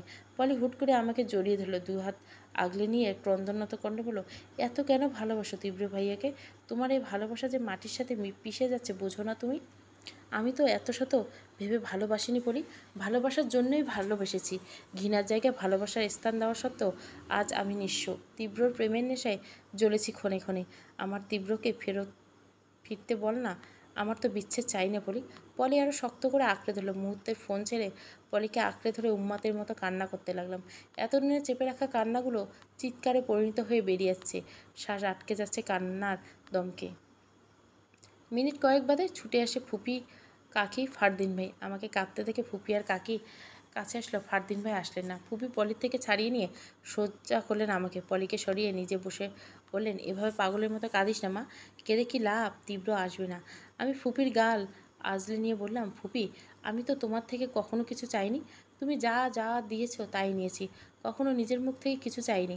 আজ আমি তোমার থেকে কিছু চাইলে তুমি দেবে ফুপি? তীব্রকে বলো না সব ঠিক করে ফেলতে। আমি বাঁচতে পারবো না ওনাকে ছাড়া। প্লিজ ফুপি এনে দাও। তীব্র ফুপি শক্ত করে জড়িয়ে ধরলেন। আমি হাউমাউ করে কাঁদতে থাকলাম। একসময় কাঁদতে কাঁদতে সেন্সলেস হয়ে ফুপির বুকে পড়ে রইলাম। সেন্স ফিরতে চোখের সামনে ডক্টর দেখলাম। ডক্টর হাসি মুখে বসে আছে। আমি পিট পিট করে তাকাতে উনি বলেন, এখন কেমন আছো প্রাণেশা? আমি মাথা নাড়িয়ে ছোট্ট করে বললাম, ভালো। ডক্টর আঙ্কেল নিজের ব্যাগ গোছাতে গোছে বললেন, মিষ্টি খাওয়াচ্ছ কবে? ভাবি আমি কিন্তু মিষ্টি ছাড়া যাচ্ছি না। ফুপি হেসে উঠলেন। তীব্র মিষ্টি পেয়ে যাবেন ভাই। প্রাণেশার হাজবেন্ড কই? ফুপির দৃষ্টি এদিক ওদিক করে বললেন, সে তো কাজে ব্যস্ত, খবর পেলে ঠিক চলে আসবে। তাদের কথার মানে বুঝলাম না। মূলত আমার মাথাটা ফাঁকা লাগছে। পলি ততক্ষণে আমার পাশে বসে আছে। আমি চোখের ইশারায় ওকে জিজ্ঞাসা করলাম, কী হয়েছে পলি? কিসের মিষ্টি? হঠাৎ করে ডক্টর আঙ্কেল তীব্রকে খুঁজছে কেন? পলি আমার গাল টেনে জড়িয়ে ধরে হাসি মুখে বলে, আমি খালামণি হচ্ছে আপু, তুমি মা হবে। ইস, ভাবতেই আমার খুশিতে কান্না চলে আসছে।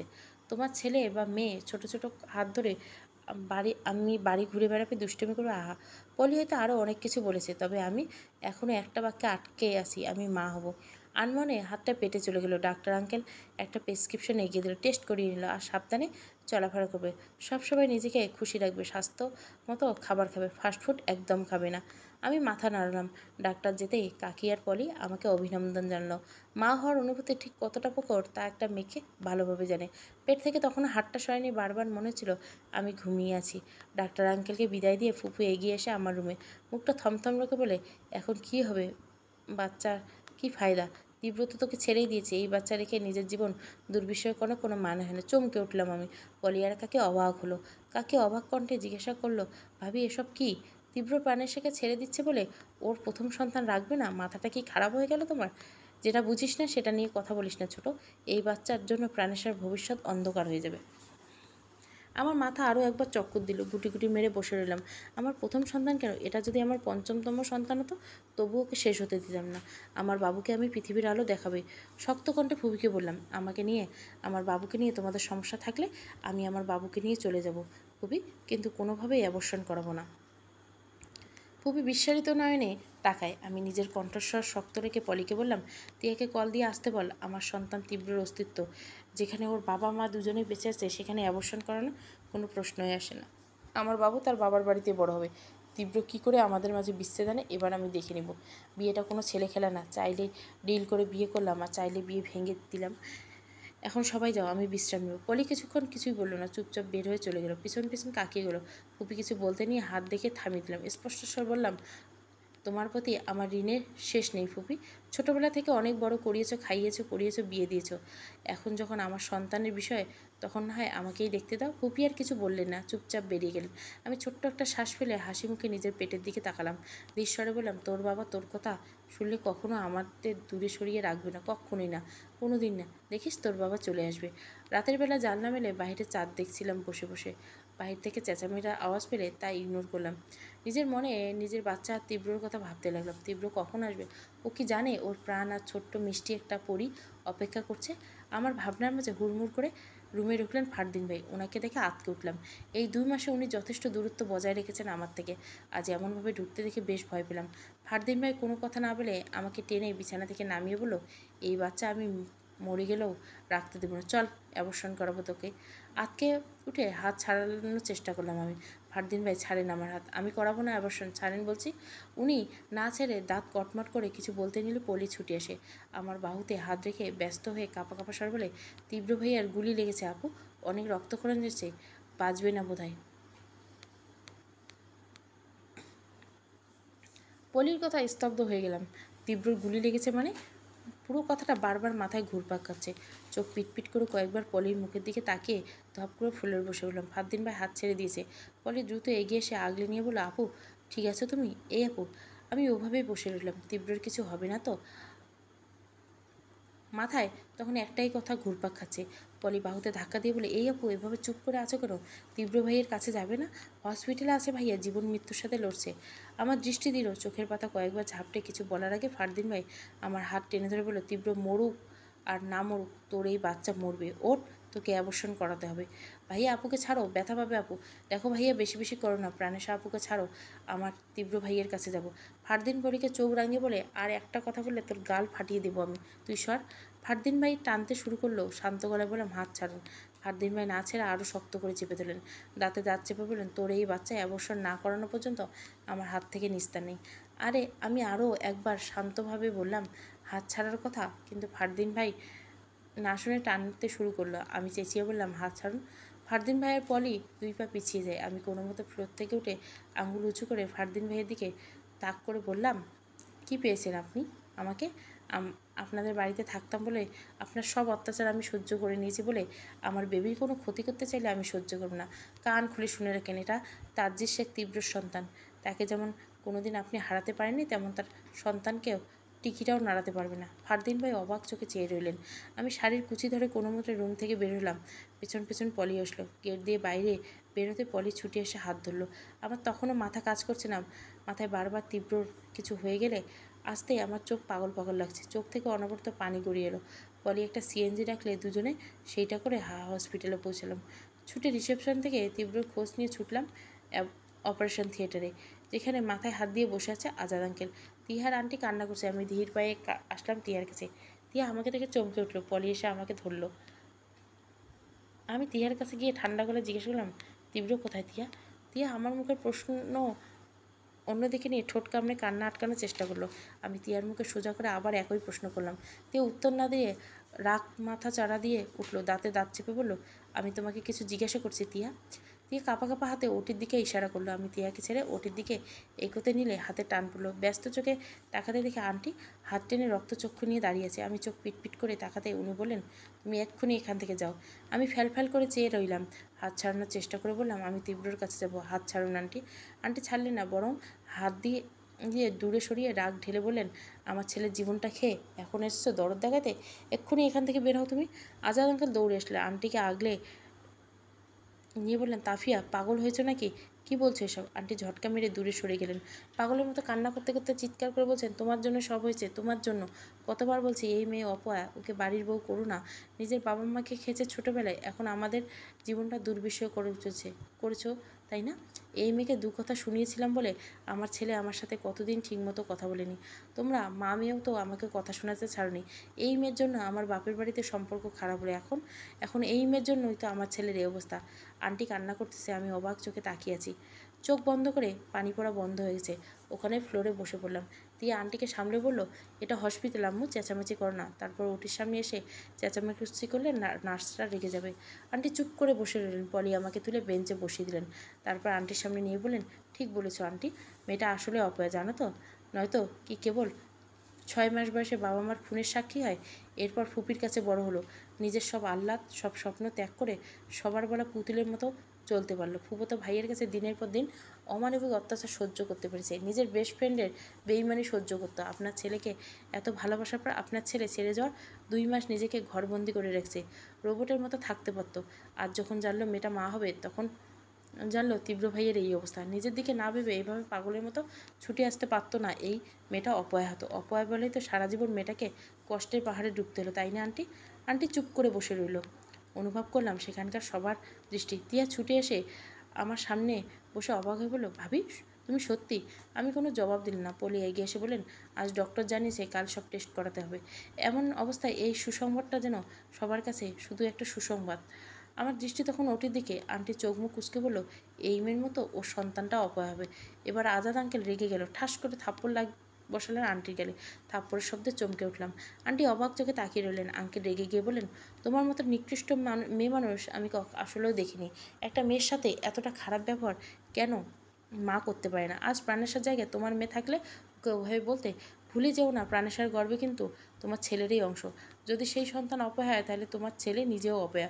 প্রাণেশাকে নিয়ে আর একটাও বাজা কথা বলবে না। আন্টি ধপ করে বসে বলল, কে কী করছে আমার সেদিকে বিন্দুমাত্র ভ্রুক্ষেপ নেই। আমার শুধু তীব্রর ব্যাপারে জানা লাগবে। আমি টিয়ার দিকে তাকিয়ে বললাম, ডক্টর কখন বের হবে টিয়া? টিয়া আমার গালে হাত রেখে বলো, একটু পরে হয়তো। চিন্তা করো না ভাবি, সব ঠিক হয়ে যাবে। আমি মাথা নাড়লাম। ডক্টর বের হলো প্রায় আধ ঘন্টা পর। আমি ছুটে গেলাম ওনার কাছে। ব্যস্ত গেলে বললাম, আমার হাজব্যান্ড কেমন আছে ডক্টর? উনি ঠিক আছেন তো? সুস্থ হয়ে যাবে? কোথায় উনি? ডক্টর দীর্ঘশ্বাস ফেলে একটা গ্লাভস খুলে মাথায় হাত রাখলেন। আমি তখনও চঞ্চল দৃষ্টিতে রাখিয়েছি। ডক্টর ধীর কণ্ঠে বলেন, আমরা 48 ঘন্টার আগে কিছু বলতে পারবো না মা। এই 48 ঘন্টার মধ্যে সেন্স না আসে যা কিছু একটা হয়ে যেতে পারে, এমনকি মারা যেতে পারে। আমি থমকে বললাম। আন্টি দিয়ে শব্দ করে কাঁদতে লাগলো। ডক্টরের কথা শুনে আমি একবার ওটির দিকে তাকালাম। সব কিছু ছাপিয়ে ওটির দিকে ছুট লাগালাম। পিছন পলি আটকানোর চেষ্টা করতে শুরু করলো। ওটির ভিতরে ঢুকতে দুজন নার্স আটকে দিলেন। আমি বারবার একটাই কথা বলেছিলাম, আমি তীব্রর কাছে যাব, আমি ছাড়ুন আমাকে। কেউ কোনো কথা শুনলেন না। আমার উন্মাদনা বাড়তে লাগলো। পাগলের মতো শুরু করলাম। পলি কতক্ষণ আমাকে আটকে কেঁদেছে। টিয়া আঙ্কেল সবাই আটকানোর চেষ্টা করছে। এত চাপ নিতে না পারে ওখানেই সেন্সলেস হয়ে পড়লাম। সেন্স ফিরে নিজেকে আবিষ্কার করলাম হাসপাতালের কেবিনে। আমি চোখ মেলে আশেপাশে তাকাতে নজরে পড়লো হাতের স্লাইন। পুরো রুম ফাঁকা, সাথে আমার মস্তিষ্কে চলাচলও বন্ধ। কি হয়েছে? কাল তো মাথায় আসতে প্রথমে হাত গেল পেটে, এরপর চট করে উঠে স্যালাইনের সুচ টেনে বের করলাম। খোলা চুলে কোনোরকম শাড়ি ঠিক করে কেবিনের বাইরে এসলাম। পরনে সুতির একটা কাপড়। আমি বাইরে এসে নজরে কাউকে পড়লো না। আমি হাসপাতালের কোন তলায় আছি কোন কেবিনে আমি এসব কিছুই জানি না। আশেপাশে একটা কেবিনে ঢুকে নার্সকে চেপে ধরলাম। নার্স আমাকে দেখে ভয় পেয়ে বলল, আরে ম্যাম কী করছেন? আপনার হাতে এত রক্ত কেন? আমি কোনো প্রকার জবাব দিলাম না, শুধু কোনো রকমে জিজ্ঞেস করলাম ওটি কোন দিকে। আরে ম্যাম ওটিতে যাবেন আগে আপনার হাতটা তো ব্যান্ডেজ করুন। আপনি বলুন ওটি কোন দিকে, আমি করে নিব ব্যান্ডেজ। নার্স কিছুক্ষণ আমার হাতে ব্যান্ডেজ করতে চেয়ে ব্যর্থ হলেন। শেষে হার মেনে দোতলায় উঠি। এটা কয়তলা? 3 তলা। আমি কিছু না বলে বের হয়ে ছুটে লাগালাম। শাড়ি ভালো মতো ধরে দোতলায় আসতে এক ভদ্রমহিলার কণ্ঠ কানে এসল, আজ তো অ্যাবর্শনের পর একটা ছেলে মারা গেছে। আহারে, ছেলেটার বয়স আর কত হবে? বাঁচতে পারল না। থেমে গেল পা দুটো। অজান্তে শরীরের ভাত ছেড়ে দিলাম। আজ তো তীব্রের অপারেশন ছিল, তাহলে কী হলো? মাথা ঘুরিয়ে উঠল। কোনো রকম নিজেকে সামলে নিলাম। মহিলার কথা শুনে এগানোর সাহস বা শক্তি কোনোটাই পেলাম না। চারিদিকে ফিনাইলের তীব্র গন্ধ আর প্রিয়জন হারানোর হাহাকার। এ হাহাকার আমার তীব্রর জন্য নয়, এ হাহাকারগুলো আমার আপন মানুষদের। তো ভদ্রমহিলার কথা শুনে মাথা ঘুরে ওঠে। তীব্রর কিছু হয়নি তো ভেবে আমার মাথা খারাপ হওয়ার জোগাড়। কোনো রকম দুকা এগিয়ে যেতে মাথা ঘুরে পড়ে যেতে নিলে পলি এসে আমাকে ধরে বলে, আপু তুমি এখানে? তুমি কেবিন ছেড়ে আসছো কেন? আর হাতে এত রক্ত কেন? আমি ওর প্রশ্নের কোনো জবাব দিলাম না। উল্টে ওর বাহুর হাত রেখে জিজ্ঞাসা করলাম, তীব্র কোথায় পলি? উনি ঠিক আছে তো? এই মহিলাগুলো কথা বলছে যে কে মারা গেছে, তীব্র কোথায় পলি? পলি আমাকে শান্ত করার চেষ্টা করলো। আমি বারবার পাগলের মতো করতে নিলে আমাকে থামিয়ে আমার হাত এক সাইডে নিয়ে আমার রক্তমাখা হাত চেপে ধরে বলে, তোমার কি হুঁশ জ্ঞান সব গেছে আপু? এমন কেন করে কেউ? আর তীব্র ভাইয়ের কিছু হয়নি, সে এখন আইসিইউতে আছে। তুমি চলো, আগে হাত ব্যান্ডেজ করতে হবে। আমি ঝটকা মেরে সরিয়ে নিয়ে বললাম, আমি আগে তীব্রকে দেখব, তুই আমাকে নিয়ে চল। পলি হতাশ হয়ে আমার হাত টেনে নিয়ে সিঁড়ি দিয়ে উপরে উঠতে উঠতে বলে, তোমার জন্য তোমার বেবির ক্ষতি হয়ে যাবে, দেখে নিও তুমি। একে তো 12 ঘন্টা তোমার সেন্স ছিল না, তার উপর এত প্রেশার নিচ্ছ। কাল রাত থেকে না খেয়েছো। আমি অবাক হলাম। খেয়াল করলাম রাতের জায়গায় সকাল হয়ে গেছে। আমি এতটাই পাগল পাগল ছিলাম যে এটুকু বিষয়ে খেয়াল করিনি। আমি কাল রাত থেকে সেন্সলেস ছিলাম। দীর্ঘশ্বাস ফেলে পলির সাথে আইসিইউর সামনে আসলাম। তিয়া আমাকে দেখে ছুটে এসে বলল, ঠিক আছে ভাবি, তোমার এমন অবস্থা কেন? আমি জবাব দিলাম না। পলি একটা বেঞ্চে বসে দিয়ে কঠোর স্বরে বলে, এই তিয়া, ওর দিকে খেয়াল রাখবে। আর আপু, তুমি যদি এখন ব্যান্ডেজ করা, তাহলে কিন্তু আমরা কেউ তোমাকে তীব্র ভাইয়ের কাছে যেতে দেবো না, মনে রাখো। আমি কিছু বলার আগে পলি চৌরাঙ্গিয়ে চলে যায়। তিয়া আমার দিকে তাকিয়ে দীর্ঘশ্বাস ফেলে আমার হাত আঁকড়ে ধরে বলে, আমার ভাইয়ের সুস্থ হয়ে যদি দেখে তার প্রাণের সাথে এই অবস্থা, তখন কি সে ভালো থাকতে পারবে? আমি তিয়ার কথা শুনেও শুনলাম না।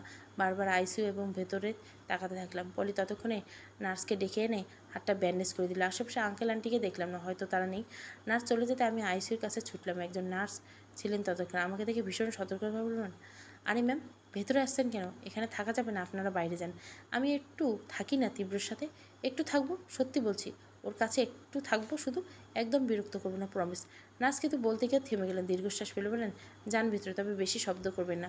আমি খুশিতে তীব্র কেবিনে পাশে টুল এগিয়ে নিয়ে বসলাম। আলগোছে এক হাত আগলে নিয়ে হাতের অপর হাতে কয়েকটা চুমু খেলাম। সেই হাতের উপর আলতো গোছে মাথা রেখে শুয়ে রইলাম। কতদিন পর আমার তীব্রকে দেখেছি, ছুতে পেরেছি ঠোঁটের কোণে প্রশান্তের হাসি ফুটোতে। কতটা সময় ওভাবে থেকে ধীর কণ্ঠে বললাম, তীব্র, আপনি কখনো চোখ মেলে তাকাবেন?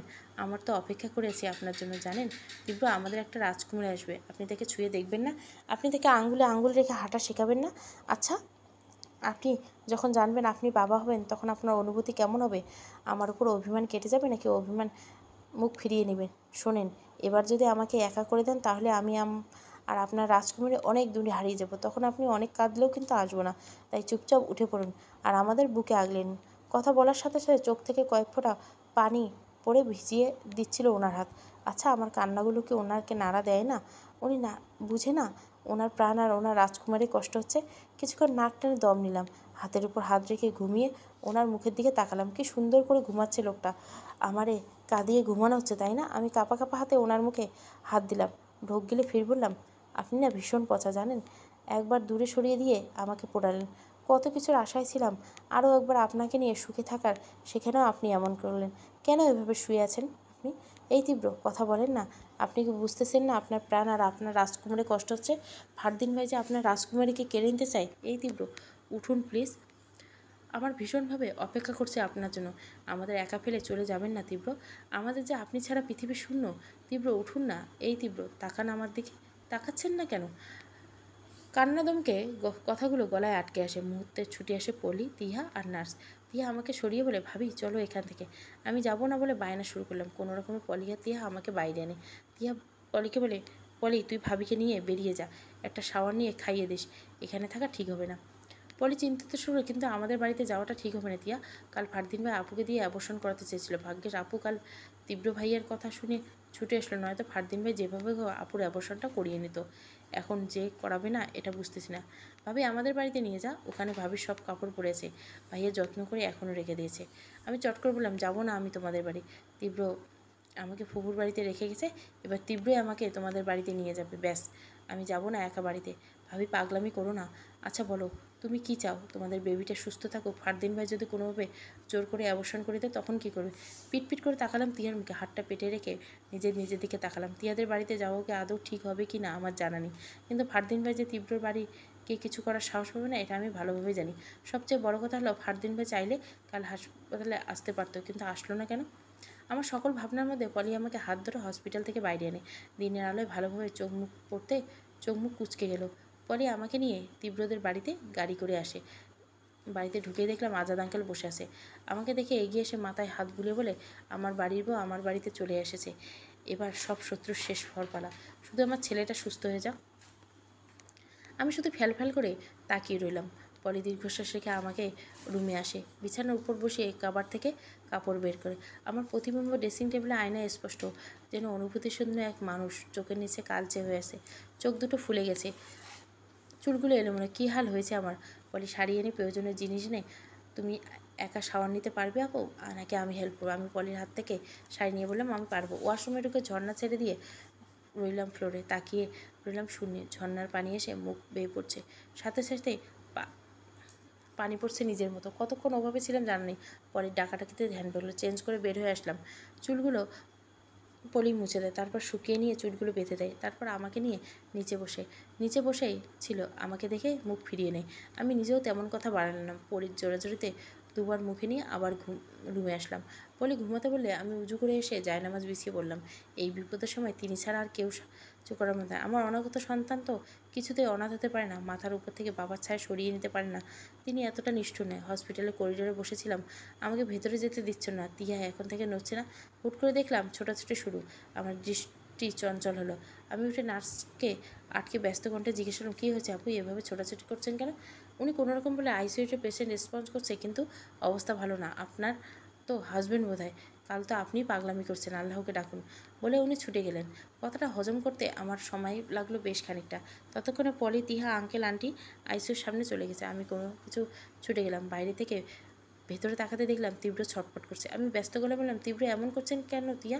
তোমার ভাইয়া এমন কেন? সরো, আমি ভেতরে যাব। তিয়া হাত আটকে কান্না আটকানোর চেষ্টা করে। ভাবি ওখানে যাওয়া যাবে না, ডক্টর ঢুকতে দিবে না, পাগলামি করো না। তিয়া আমাকে কিছু যেতে দিচ্ছে না, সাথে পলিও আটকে দিচ্ছে। এদিকে আন্টি উম্মাদের মতো কান্না করছে, আঙ্কেল সামলাচ্ছে। আমার আর আন্টি হাহাকার মিশে পুরো হাসপাতাল যেন গুমোট হয়ে গেল। আশেপাশে অনেকেই তাকিয়ে দেখছে, একজন স্ত্রী আর একজন মায়ের কান্নায় পরিবেশটা থমথমে হয়ে গেছে। তিয়া আর পলি ভেতরে যেতে দিচ্ছে না। ওদিকে তীব্র অক্সিজেন মাস্ক পরানো থাকা সত্ত্বেও শ্বাস নিতে পারছে না। আমার মাথা এলোমেলো হয়ে গেল, মাথায় একটাই কথা ঘুরছে, তীব্রর কাছে যেতে হবে।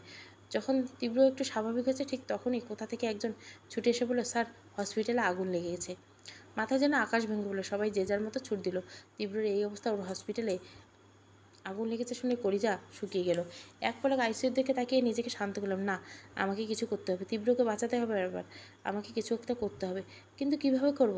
একে তো তীব্রের এই অবস্থা, তার উপর হাসপাতালে আগুন লেগেছে, বিপদের উপর বিপদ, যেন মাথা ঘুরিয়ে দেওয়া অবস্থা।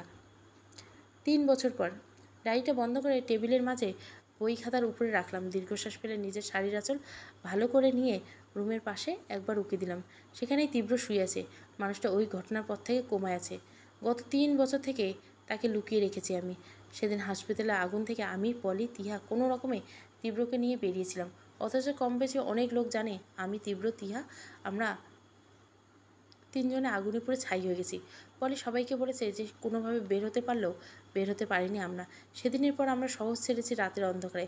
আমি আর তেহা তীব্র চিকিৎসা করতে যাচ্ছি একদম গোপনে। সেই শহর থেকে অনেক দূরে যাচ্ছি, যেখানে আমার আর তীব্র শত্রুর অভাব নেই।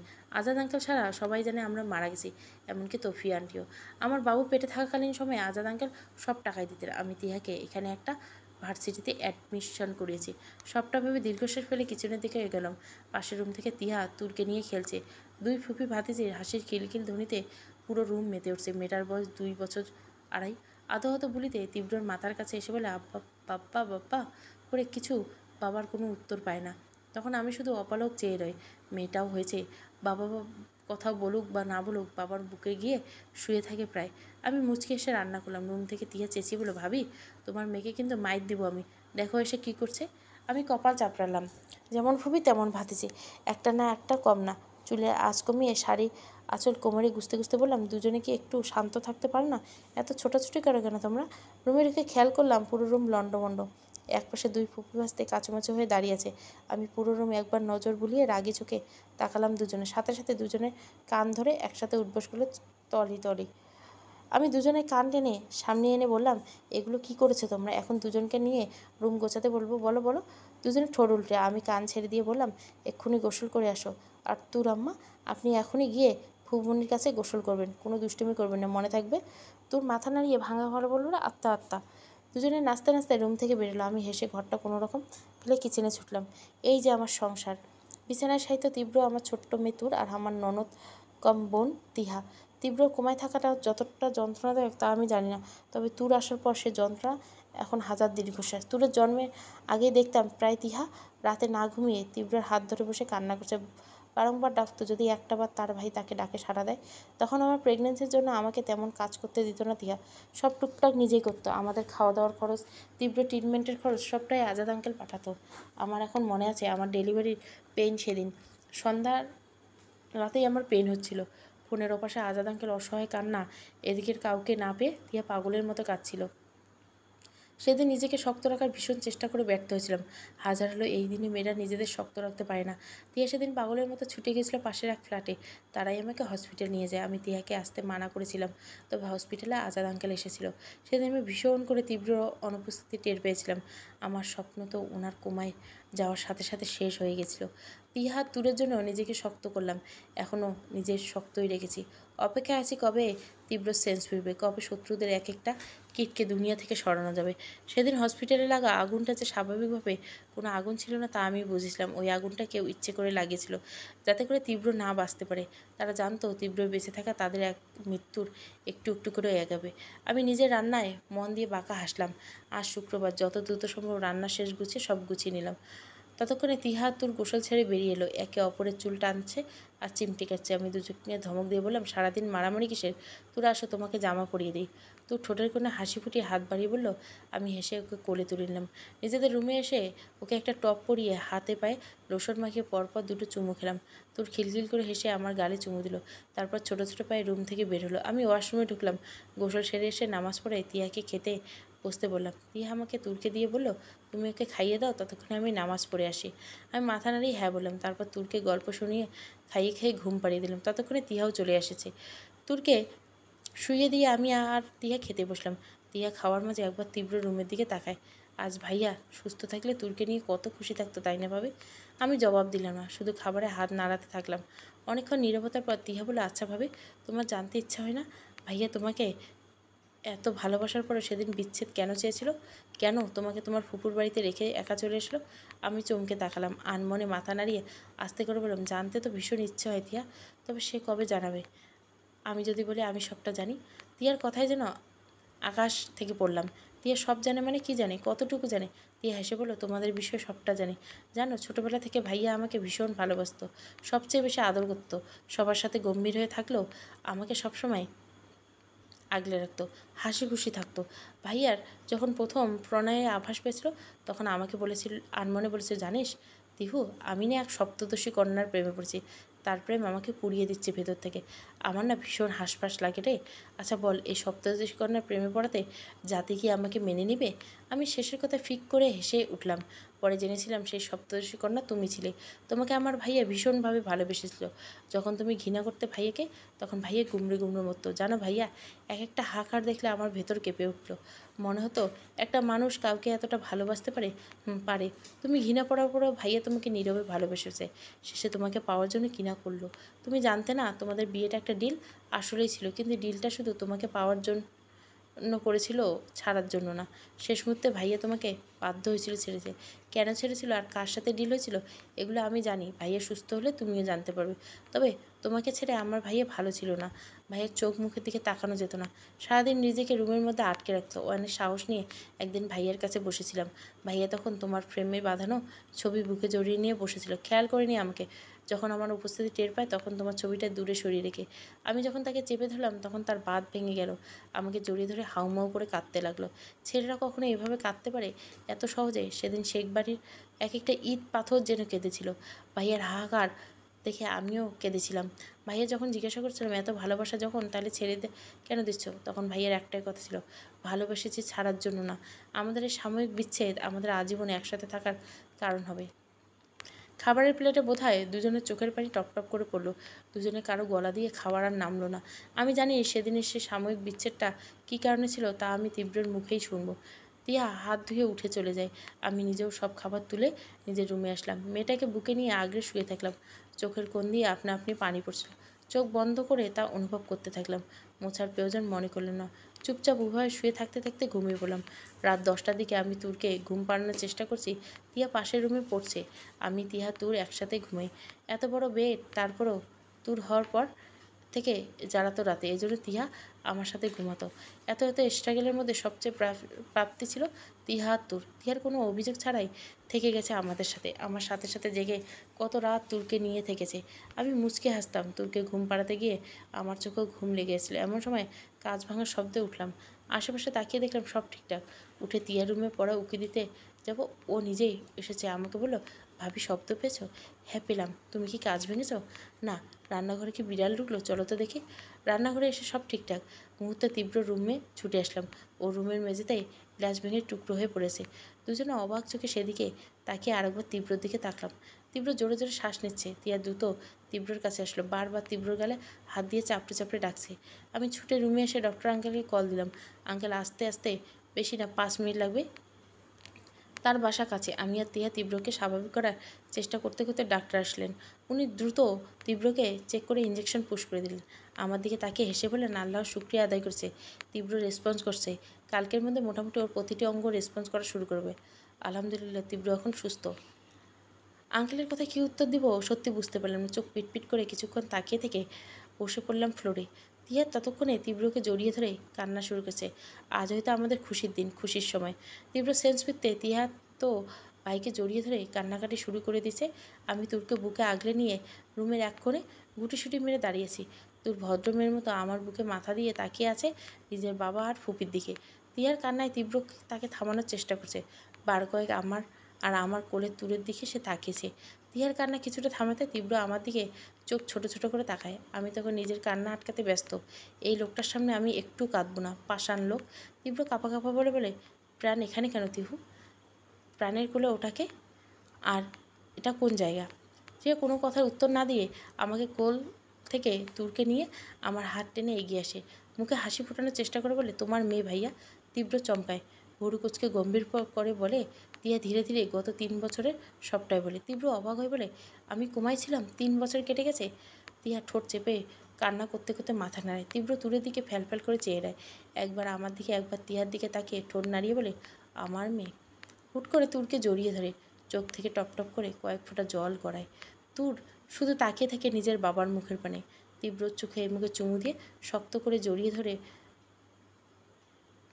নিজেকে মেয়ে বলে ভাঙা ভাঙাভাবে বলে, জীবনের সবচেয়ে সুন্দর মুহূর্তগুলো আমি হারিয়ে ফেলেছি মা। কতগুলো দিন আমি তোমার পাশে ছিলাম না। তোর নিজের বাবার কোলে মধ্যে গুটি গুটি মেরে শুয়েছে। অনেকটা সময় পর তোর মাথা তুলে তাকায় নিজের বাবার দিকে।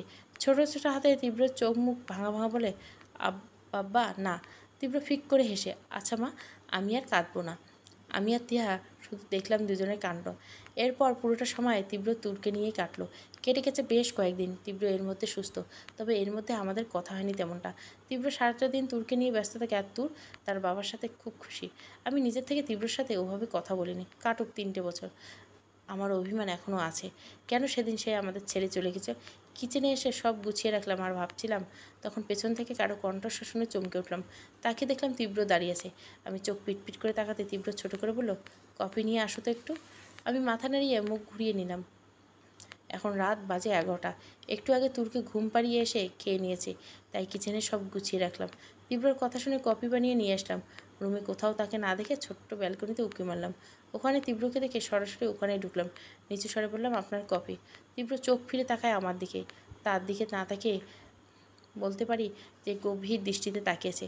মাথা নিচু করে দৃষ্টি এদিক ওদিক করে কোনো রকমে কফিটা হাতে ধরিয়ে উল্টো পথে বেয়ে হয়ে আসতে নিলে উনি গম্ভীর কণ্ঠে বলে, তোমার সাথে কিছু কথা ছিল। আমি ফাঁকা টোক গেলাম, হাতের তালু হাত ঘষতে থাকলাম। একবার রুমে উকে দিয়ে তুরকে দেখে নিলাম। পিছু ফিরে তাকালাম তীব্রর দিকে। তীব্রর দৃষ্টি তখনও আমার দিকে। আমি ভরকে গেলাম, দৃষ্টি এদিক ওদিক করে এগোলাম তীব্রর কাছে। তীব্র ততক্ষণে চুপ করে হুট করে বলল, আমি তোমাকে ছেড়ে আসার পর আমাকে এত ভালোবাসতে কেন?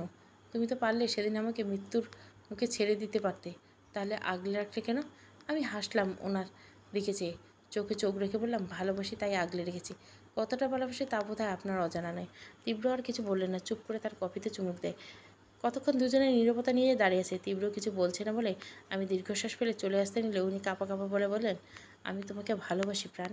শরীরের লোম খুব দাঁড়িয়ে গেল, কেঁপে উঠলাম। মুহূর্তে অজানা এক অনুভূতি ফিস্ট হয়ে দাঁড়িয়ে রইলাম। আমি জানতাম সে আমাকে ভালোবাসে, তবে তার মুখ থেকে শোনার জন্য অপেক্ষা করেছি কতগুলো দিন। আজ অবশেষে তার মুখ থেকে শুনলাম। তীব্র ফের কাঁপা কাঁপা গলায় বলল, সেদিন আমার কাছে কোনো উপায় ছিল না। সেদিন ওই সাময়িক বিচ্ছেদটুকু না হলে আমি তোমাকে হারিয়ে ফেলতাম আমাদের তুরকে।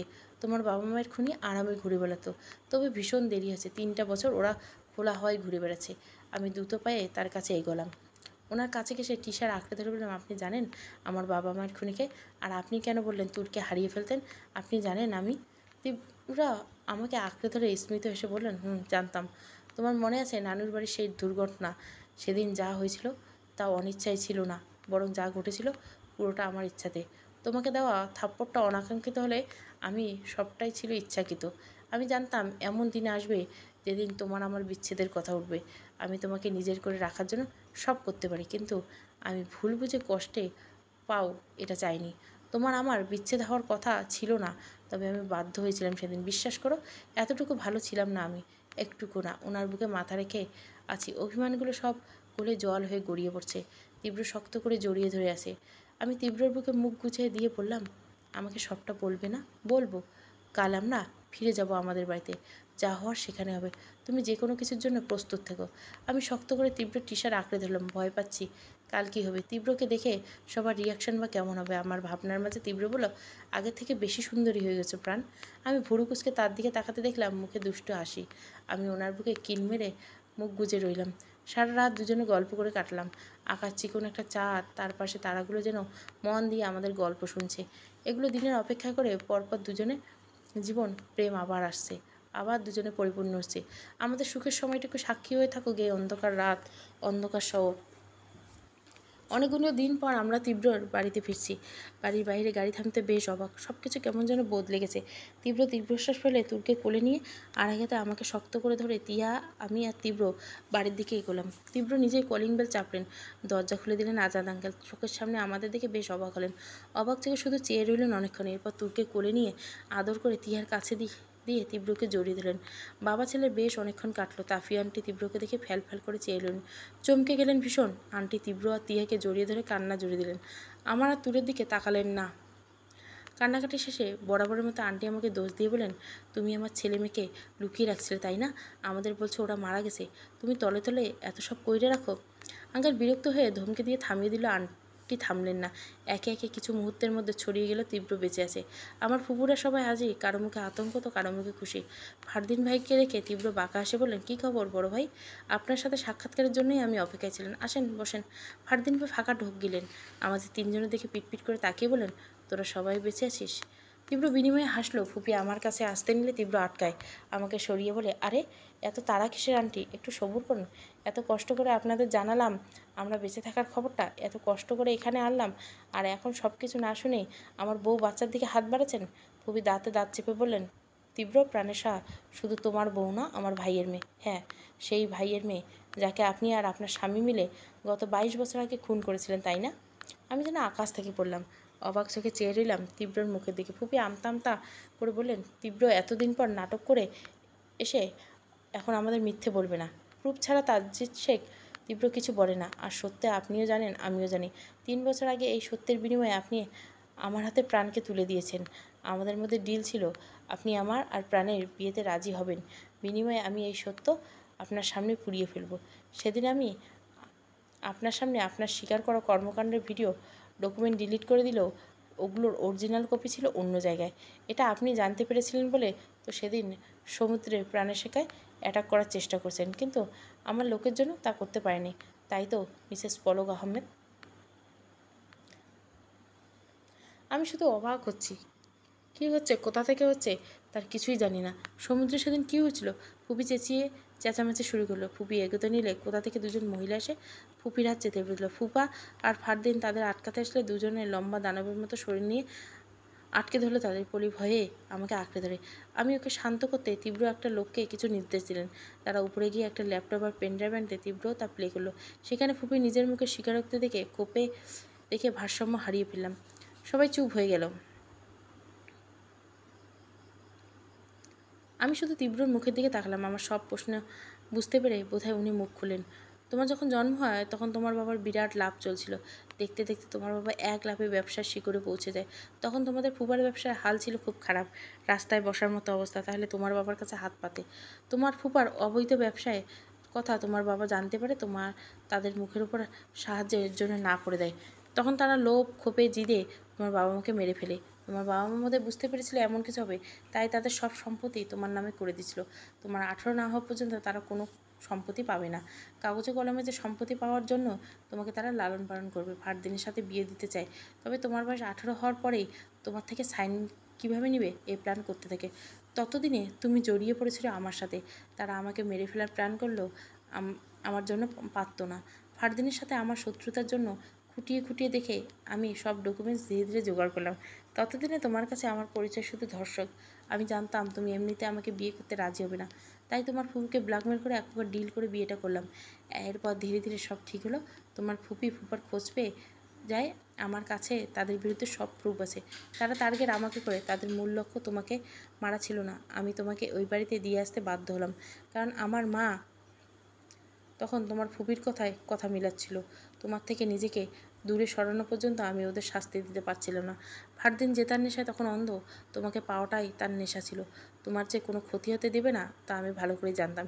সেদিন রাতে আমি জেনেছিলাম যে তুমি প্রেগনেন্ট। ভেবেছিলাম তোমাকে ফিরিয়ে নিয়ে যাব আর একবার এদেরকে পুলিশের কাছে দেব। তবে ফিরে আসার আগেই পেছন থেকে পলক আঙ্কেল আমাকে মেরে ফেলার জন্য গুলি করে। সম্ভবত হাসপাতালে আগুনটা আঙ্কেল আর আন্টি মিলেই লাগিয়েছিল। আমি ধপ করে বসে পড়লাম। ফুপি, ফুপা, তাফি আন্টি মাথা নিচু করে বসে আছে। ফারদিন ভাই বেশ অবাক, পলি কাঁদছে। আমি ভুলে গেছি কী থেকে কী হয়ে গেল। আমি চুপচাপ ওভাবেই বসে রইলাম।